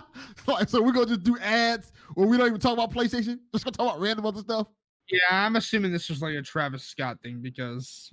I don't know. I feel like they've been building up to this before the announcement of Travis Scott. Like, even their previous ads have been, like, in that vein. They've been that type of thing where it hasn't really been games. the ground was cracking or Mhm. whatnot. That was weird too. Like, Yeah. just show games. That's what everyone wants to see from you. Right. Like, Someone is smoking a lot of weed in PlayStation. A lot of they're weed. smoking something. Probably that not as thing- much weed as Snoop Dogg. Yeah, that's almost impossible. Right. That's Yeah, literally almost impossible. Smoke weed every day. I mean, they say that the theme of the spot is centered around the idea of exploration. There is a desire in all of us to explore and discover new possibilities, whether in gaming or in our everyday lives. Like, no, stop it. Get some help. The intro that Donnie, the intro that Donnie created for PSXP was better than this. Like, that screamed games. That makes you want to pick up a PlayStation and play. This, it makes me wonder, like, what's your next movie? Like, this doesn't say anything gaming to me at all. It misses the mark so much. It goes to one of the things I hate about gaming in terms of how people try to be so pretentious about it. They're like, oh, it's this amazing thing. Oh, like, what's the guy who makes all the Quantic Dream games? David Cage. Yeah, he does that a lot. I love those games, but sometimes he just sounds like an utter idiot. Well, also, shout out to Ellen Page for suing that man for putting a version of her in Beyond Two Souls that shouldn't exist. So, shout out to Ellen Page. That man does not deserve to be making video games anymore. Get that man as far away from the gaming industry as possible, please. Yeah, I just hate the pretentiousness of some of these game developers and companies. Like, oh, this is an experience. This is art. No, it's a video game. It's okay for it to be a video game. Nothing wrong with being a video game. It's like how people talk about pro wrestling and like, oh, you have to do this. No, it's pro wrestling. Nothing wrong with being pro wrestling. It's nothing wrong with being a video game. Yeah. Video games is what we like. Sell us video games. You can sell us experiences in video games. You can make art video games, but they are still video games. Yeah. We don't come here to talk about the Mona Lisa. We come here to play video games. Okay, unless the Mona Lisa's getting stolen and I can find that thief. All right, are you gonna steal the Declaration of Independence there, Nick Cage? I'm down with that too. Hey, it'll make for a good, gaming premise. That'll work. Yeah. That was a great movie, by the way. Never saw it. Not surprising. It's a Disney Channel movie. That's all we watch in my house. Anywho, it was. That's a Disney Channel movie. I mean, it's a Disney movie. I don't know if it was Disney Channel or what. I forgot it was. Regardless, National Treasure is a great movie. The second one, not so much, but the first one is great. It's got the iconic line from Nick Cage where he just stares into the camera and goes, "I'm gonna steal the Declaration of Independence," and then the entire movie becomes something else, and it's great. It's also one of the only human performances from Nick Cage because the rest of them are just like, I'm gonna be as wild as possible, except in Into the Spiderverse. But his best role. Actually, I think his best role is actually Mandy. But all right. I haven't seen it. I heard that was good, by the way. Yeah. Anywho, regardless, we're not talking about Nick Cage here. This is not the Nick Cage podcast. We can though. It's true. Welcome to the Nick Cage cast. I'm your host, Delvin Cox. And with me is Delvin Tyus and Haley Sorrell Miller. How are you folks doing? Let's talk about some Nick Cage. Can take his face off. Dude, I need to go with my gamer tag and not Nicole, which is easier. I didn't do that. Because you're Zor-El, all right? Yeah. We're crazy. I mean, if you want to be honest, Nick Cage is a little crazy. He named his son Kal-El, so that's dope. I mean, I ain't seen no problem with that. That's kind of cool. I mean, legally you can't name your child Superman, but you can give him Superman's Kryptonian name.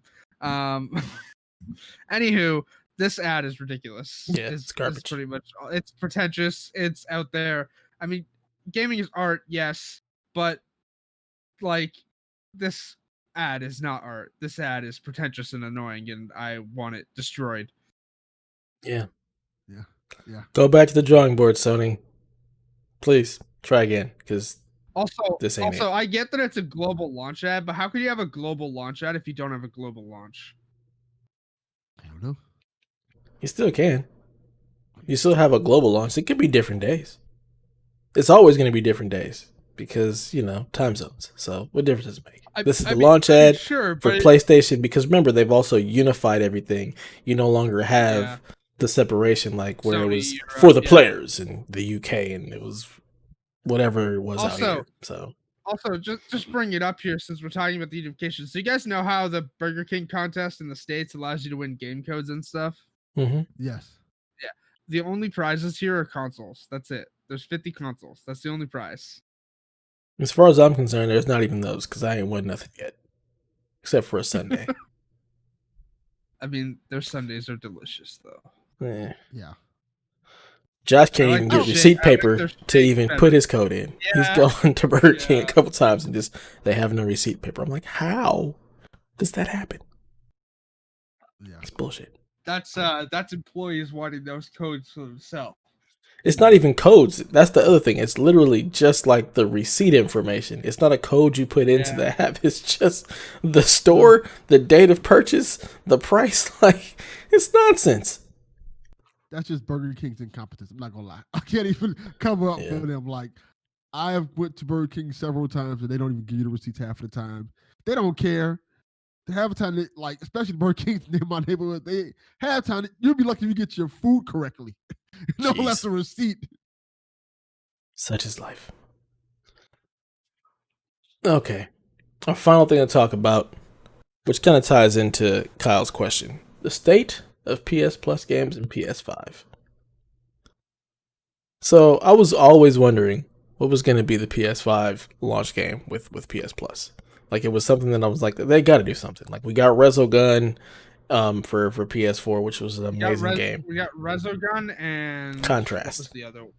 Yes. Yeah. Yeah. Which was also a good game. I actually 100% of that game, surprisingly enough. But I was just wondering like how they were going to do that. And I think we saw like the beginning of it, Destruction All Stars got delayed till February, but was also put into PS Plus, which I think is a great move. I really believe that game is going to be a sleeper hit, and I think putting it in PS Plus is like the perfect thing because it's going to get so many eyes and hands on that game.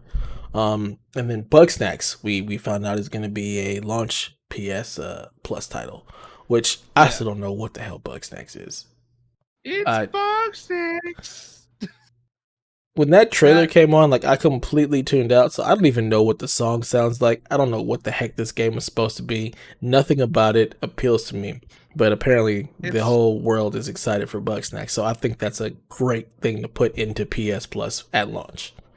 It's weird though because I watched that kind of funny video on it, like they did first impressions. Mm-hmm. I still have no idea what Bugsnax is or what the point of the game is. But also all of the Bugsnax literally just muttered their own names like Pokemon, so it's really funny. You'll walk up to one of them and they'll be going strawberry, strawberry. No, that's But also, not for me. the voice cast for this game is so weird. It's got like Yuri Lowenthal and other people in it. I like. Yeah, Why? they actually went out and got like a real voice cast for this, and it's a weird one. But I think it's a good little game to throw into, Plus it's got an Or add it audience to my already. library. I doubt I'll ever play it. My friend Kit Chrissy wants this game to die. I'm just gonna call a spade a spade. Y'all can give me this game for free, and I'm still not playing it. Nothing about this game interests me whatsoever. You don't Yeah, want me to either. become what you eat. No, I'm not interested in this game at all. Thank God Miles Morales is coming out on launch day. Right. If you told me I had to play this, I'm like, nah, fam. Guess what? I can wait. Yeah. There's nothing about this game interests me. Nothing about this game excites me. I don't get the hype. I feel like the hype is made up. Like people are just being. Yeah. It doesn't feel like it's real. Like this is not something to be excited about. Yeah, I don't get it either. I'm with you. I've seen the hype. I'm like, people are really excited for Bugsnax. Like, that's a thing. Yeah. Y'all really want to play this? Like, don't quite get it. But I mean, it's one of those things that's just not for me. I'm glad people are excited about it. I'm glad they'll be able to play it in PS Plus. So good for you guys. If you don't have a PS5, just go ahead and make sure you claim it that month. So whenever you do get a PS5, you get it. For those who are wondering, you should be able to claim this on the web store, even if you don't have a PS5, so that when you get a PS5, you'll be able to play it if you choose to. I will not be playing Bugsnax. Yeah. I don't want to try it. I'm not interested in it at all. Doesn't look like my type of game, honestly. No. Although I will say the other 2 games that are available for PS Plus this month are great choices. Hollow Knight is fantastic. Shout out to Jared Orr, who's been singing the praises of that game over in the Married to the Games Discord all week, telling people that they have no excuse not to play it now. And also, Middle-earth Shadow of War is great now that they've taken all the microtransactions out of that game. So. Oh, they did? Now I can go play it. Yeah, they took them all out. They even had to rework some of the final like epilogue stuff because that relied heavily on that stuff. So I'll go play it now. I used to like those Shadow War games and stuff. I'm sad we haven't got a third one. I really wanted a third one. So well, they probably killed it with those microtransactions.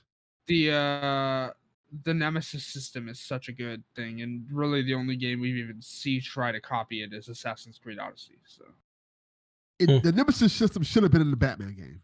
It 100% should have been in it should have, and you know what? I'll be surprised if it's not in Gotham Knights. So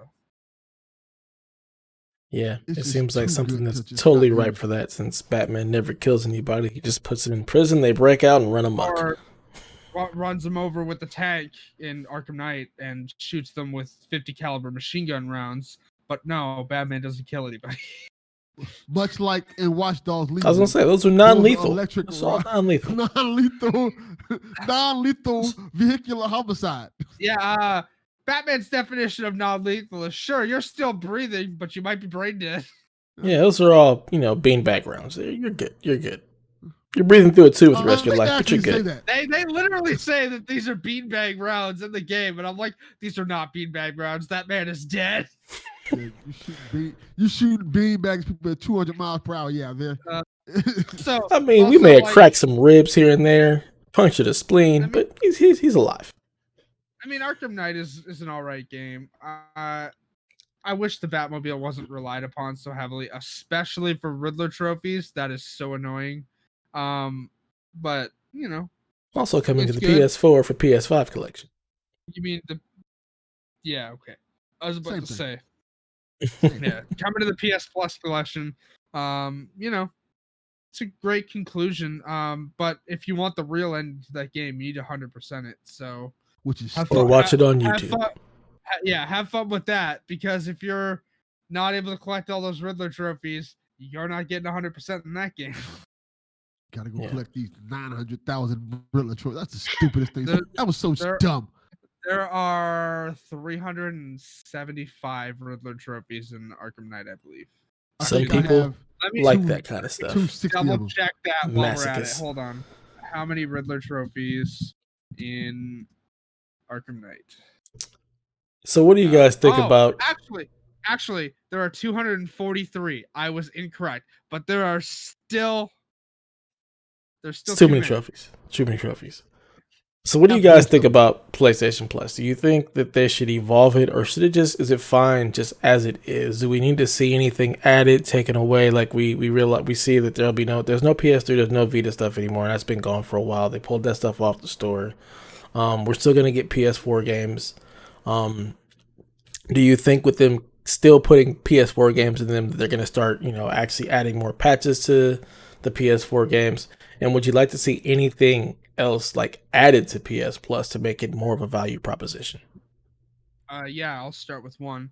This would also require Sony to do some sort of integration with Discord, but I'd like to see the way that Xbox does deals with Discord, for like, hey, link your PSN and you'll get 3 free months of Plus or whatnot, or vice versa. If you have PS Plus, you get 3 free months of Discord Nitro, like stuff like that. That'd be great.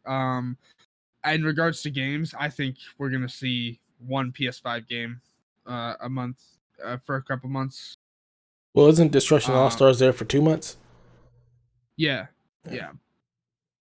I'm going to say something they should have been did a long time ago. Add PlayStation VR games. I don't know why they haven't done that already. They have enough. They've given some away, but they're not every month. Not here's a consistent. PlayStation VR game. Yeah. Just you have enough now. You have more than enough PSVR games you can give away every month, and it won't be a problem. Okay, let me just put this like little side note out here. I really don't think PSVR is gonna survive because shout out to Sony 10 days before launch going, hey guys, if you want your free adapter for your PSVR, you need to go to this website, enter the serial code on the back of your PSVR, and go from there. And then maybe that thing will arrive on launch day. Who knows? I don't think it'll I think die. I think it'll be fine. I I think think it's that gonna what they're. survive. Go ahead, Devin. I think that they're doing this because they're already making PSVR 2, and PSVR 2 100% just goes right into it. And I think this is just a workaround. So, hey, if you have your old PSVR, you can still use it for now, but this is not going to be viable for long. Well, there was an interview that came out a couple of days ago where they said, yeah, PSVR isn't dead, but we're not gonna see a 2 next year or the year after. So they made it seem like the next PSVR is a ways off. So Yeah. I think this adapter is gonna be what you do for quite some time. It does suck that in order to get the adapter, I have to have a PSVR. Like I have the camera, so why can't I just get the adapter for the camera if I want to use the camera on my PS5? It sucks that I have to have the VR unit.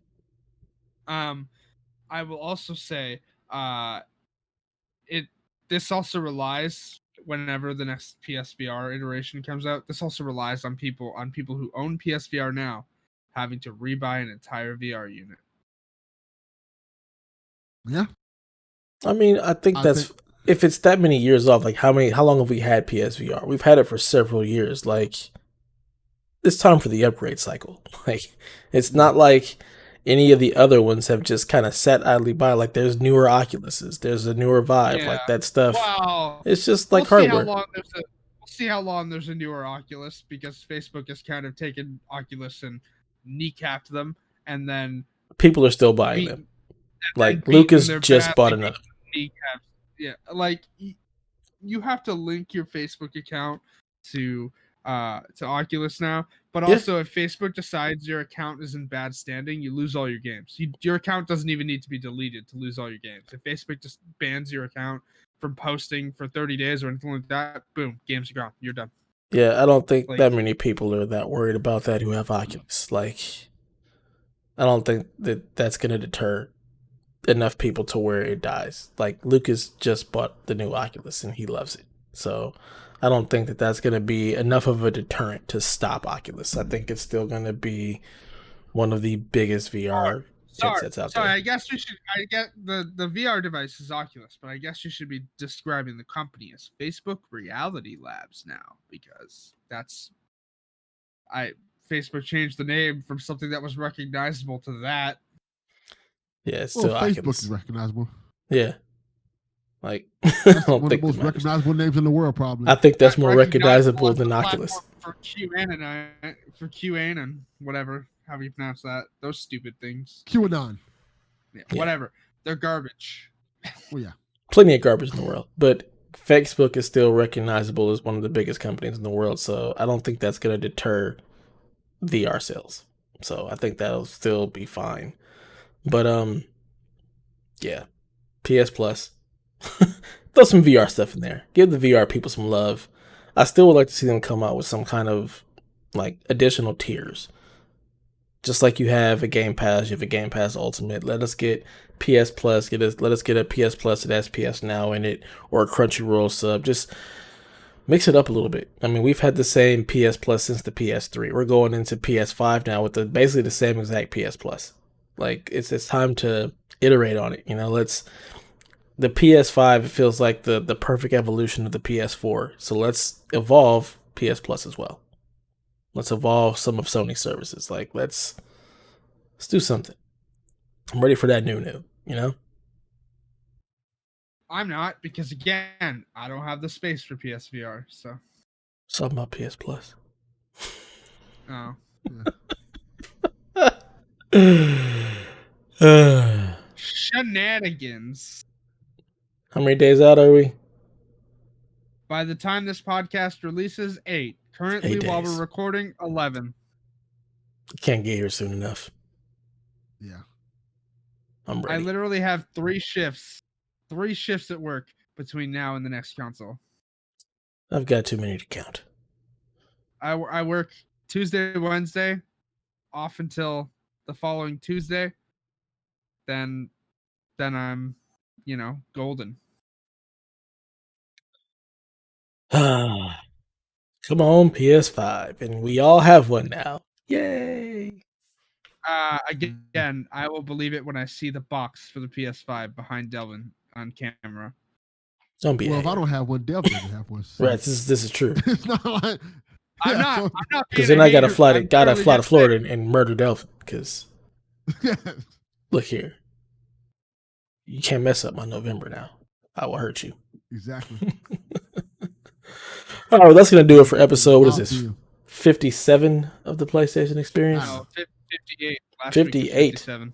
All right, we're 58 episodes in.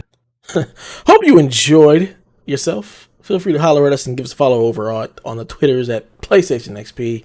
Stop by the blog at psvg.blog or the Discord at psvg.blog/Discord. Join us in our shenanigans there.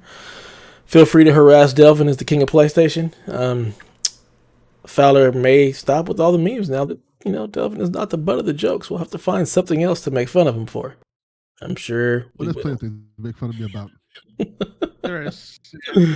Yeah, and if you enjoy our content here at PSVG, we got so much additional content that is only $3 a month, such as PSVG Strong Style, A Decade of Horror, Bored with Everything, Books for Geeks, yeah, which all kind of stuff. We've got a ton of DLC.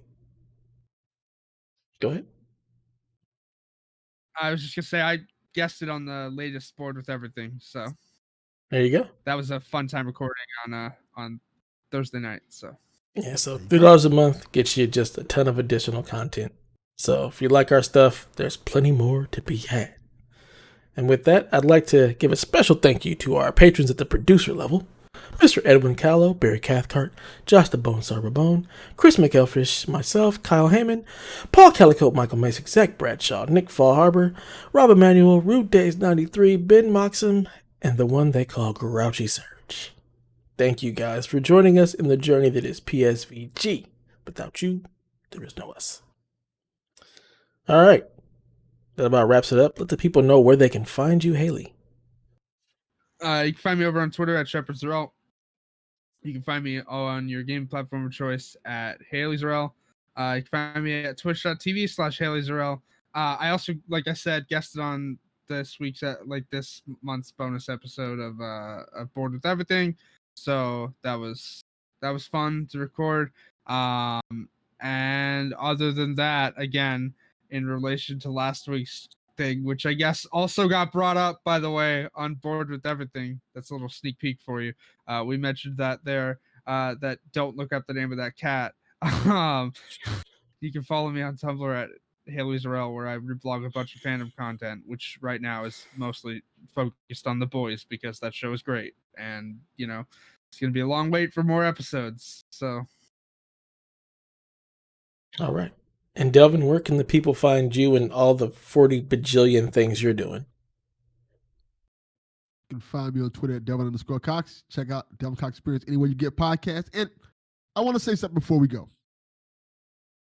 Because when this episode drops, either all of us are going to be in a good mood or a bad mood. Right. I will say this. Win, lose, or draw, no matter what happens, America, please be civil to each other. Let's not resort to violence. Let's try to be as peaceful as possible, because I don't want to see any violence or bloodshed in this country anymore. It's a lot to deal with, honestly. Let's do better as a country, honestly speaking. That's the best thing I can say. Yeah, absolutely. Again, I can't vote in the election, but please vote. Yep. Be kind to one another. It's that simple. Also, you nothing. Let me just point out, this is a perfect time to insert the meme from Good Omens. What was it they said that made everyone angry? Be kind to one another. Oh, yeah, that'll do it. And you can find me at Dat Ninja Dev pretty much anywhere. And with that, long live play.